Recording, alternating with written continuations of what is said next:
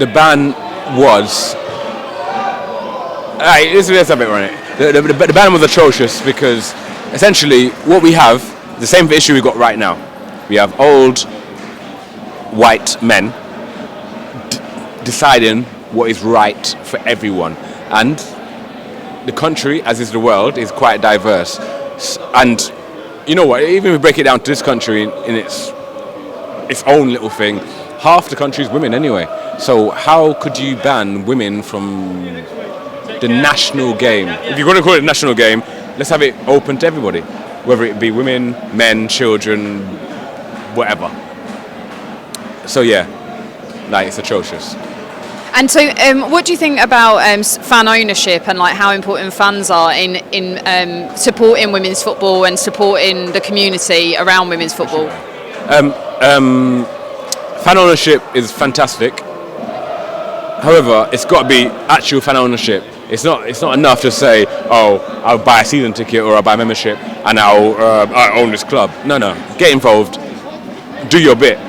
Do your bit. Like, no one's asking you to lift, like, move mountains, but just do your bit. Like, don't just buy a membership and just then sit down on that and say, oh, I'm an owner. No, that's rubbish. Well, yeah, fan ownership is the way forward, and it's how it should be because football is the people's game. What do you think are the main misconceptions about women's football currently? A lot of people think, and this is an easy one actually. A lot of people think it's like. How can I put this? Lowly skilled. A lot of people think there's no skill in it. A lot of people think there's no competitive edge to it. All that kind of like rubbish. Like, because if you come and watch a game, you'll see the difference. And also a lot of people think like, yeah, that's it. I won't go into too far. But a lot of people think it's lowly skilled and not competitive, and that's nonsense. And in terms of the amount of supporters that were watching the women's game before it got banned, just a couple of months before, 53,000 at Goodison, 15,000 in Huddersfield, there was loads and loads of supporters. So how do we encourage more supporters to get involved within the women's game? That's an interesting one.